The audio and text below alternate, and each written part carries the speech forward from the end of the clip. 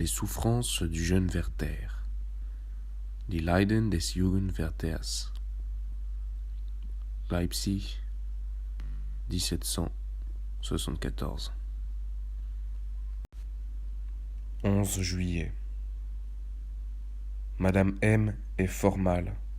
Je prie pour sa vie car je souffre avec Charlotte. Je vois quelquefois Charlotte chez une amie. Elle m'a fait aujourd'hui un singulier récit. Le vieux M est un vilain avare qui a bien tourmenté sa femme pendant toute sa vie et qui la tenait serrée de fort près. Elle a cependant su se tirer d'affaire. Il y a quelques jours, lorsque le médecin l'eut condamnée, elle fit appeler son mari en présence de Charlotte et elle lui parla ainsi.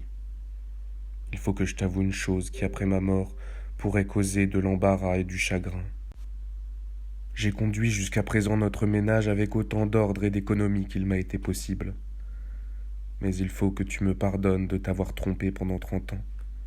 Au commencement de notre mariage, tu fixas une somme très modique pour la table et les autres dépenses de la maison. Notre ménage devint plus fort, notre commerce s'étendit. Je ne pus jamais obtenir que tu augmentasses en proportion la somme fixée. Tu sais que, dans le temps de nos plus grandes dépenses, tu exigeas qu'elles fussent couvertes avec 7 florins par semaine. Je me soumis. Mais chaque semaine, je prenais le surplus dans la caisse, et craignant pas qu'on soupçonnât la maîtresse de la maison de voler ainsi chez elle, je n'ai rien dissipé. Pleine de confiance, je serais allée au-devant de l'éternité sans faire cet aveu. Mais celle qui dirigea le ménage après moi n'aurait pu se tirer d'affaire avec le peu que tu lui aurais donné. Et tu aurais toujours soutenu que ta première femme n'avait pas eu besoin de plus. Je m'entretins avec Charlotte de l'inconcevable aveuglement de l'esprit humain. Il est incroyable qu'un homme ne soupçonne pas quelques dessous de cartes lorsqu'avec 7 florins on fait face à des dépenses qui doivent monter au double. J'ai cependant connu des personnes qui ne se seraient pas étonnées de voir dans leur maison l'inépuisable cruche d'huile du prophète.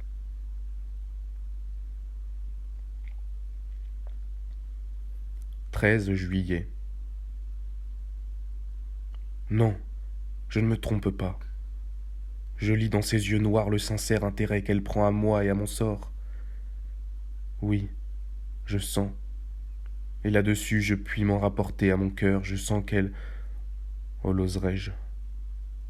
Oserais-je prononcer ce mot qui vaut le ciel? Elle m'aime. Elle m'aime. Combien je me deviens cher à moi-même. Combien j'ose te le dire à toi, tu m'entendras. Combien je m'adore depuis qu'elle m'aime. Est-ce présomption témérité ou ai-je bien le sentiment de ma situation? Je ne connais pas l'homme que je craignais de rencontrer dans le cœur de Charlotte. Et pourtant, lorsqu'elle parle de son prétendu avec tant de chaleur, avec tant d'affection, je suis comme celui à qui l'on enlève ses titres et ses honneurs, et qui est forcé de rendre son épée.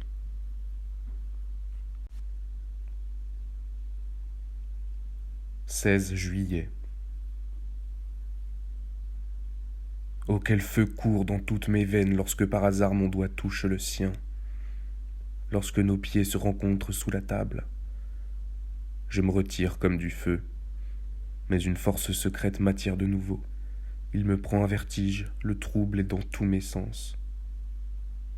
Ah, son innocence, la pureté de son âme ne lui permettent pas de concevoir combien les plus légères familiarités me mettent à la torture.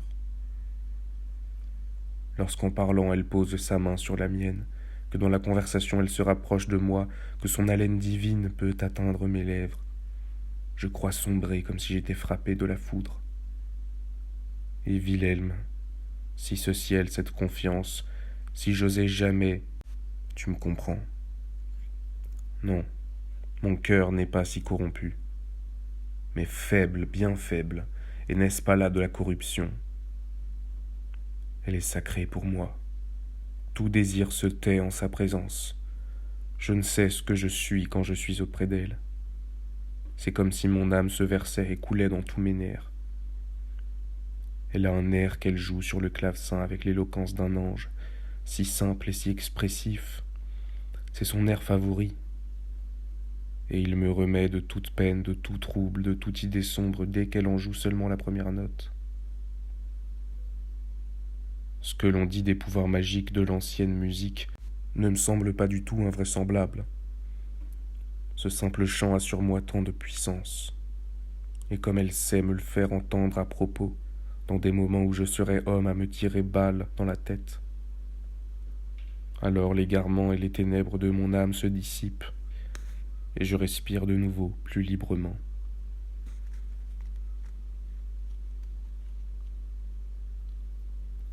« 18 juillet. Wilhelm, qu'est-ce que le monde pour notre cœur sans l'amour? Ce qu'une lanterne magique est sans lumière. À peine y introduisez-vous le flambeau, qu'aussitôt les images les plus variées se peignent sur la muraille.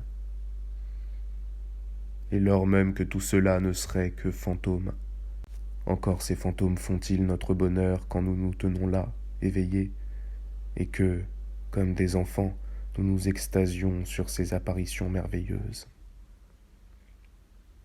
Aujourd'hui, je ne pouvais aller voir Charlotte.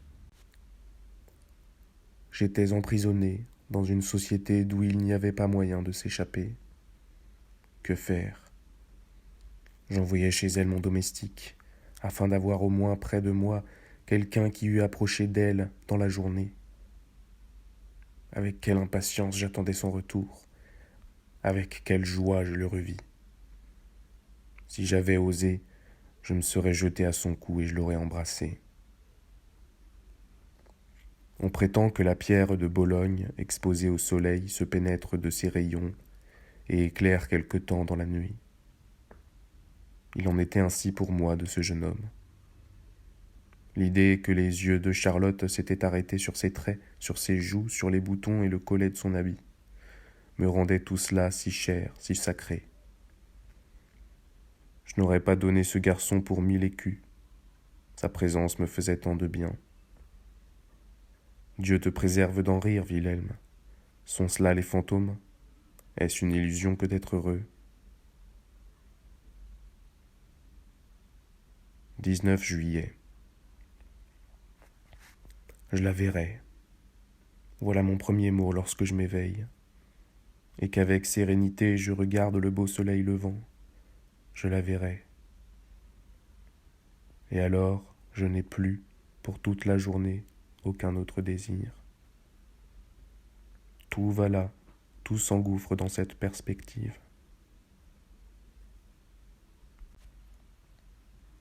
« 20 juillet. Votre idée de me faire partir avec l'ambassadeur ne me convient guère. Je n'aime pas la dépendance. Et de plus, tout le monde sait que cet homme est désagréable. Ma mère, me dis-tu, voudrait me voir une occupation? Cela m'a fait rire. Ne suis-je donc pas occupé à présent? Et au fond, n'est-ce pas la même chose que je compte des pois ou des lentilles?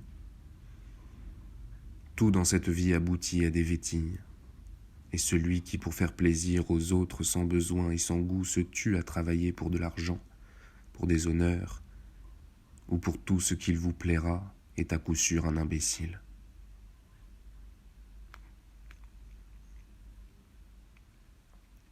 « 24 juillet.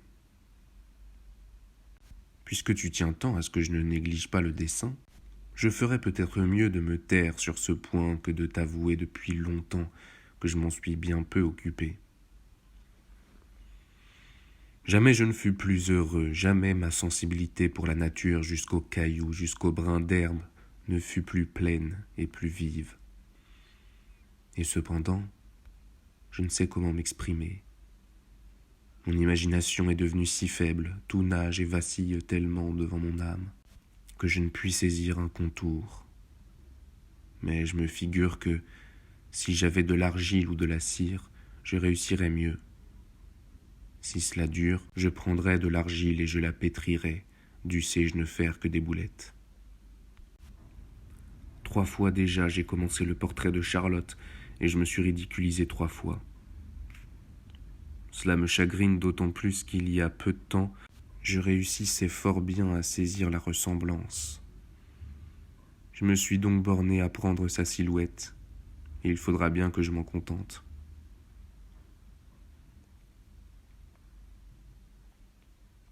26 juillet. Oui, chère Charlotte, je m'acquitterai de tout. Seulement donnez-moi plus souvent des commissions. Donnez-m'en bien souvent. Je vous prie d'une chose. Plus de sable sur les billets que vous m'écrivez. Aujourd'hui, je portais vivement votre lettre à mes lèvres et le sable craqua sous mes dents.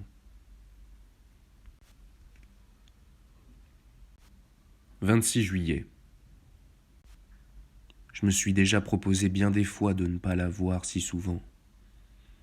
Mais le moyen de tenir cette résolution, tous les jours je succombe à la tentation. Tous les soirs je me dis avec un serment, demain tu ne la verras pas.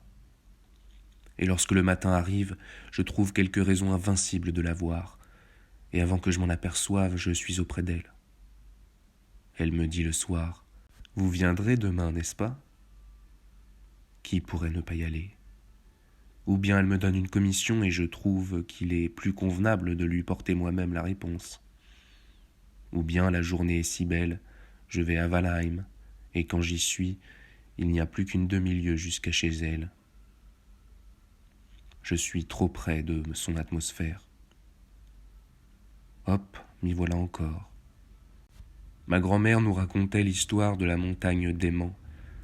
Les vaisseaux qui s'en approchaient trop perdaient tout à coup leur ferment, les clous volaient à la montagne, et les malheureux matelots s'abîmaient entre les planches qui tombaient les unes sur les autres.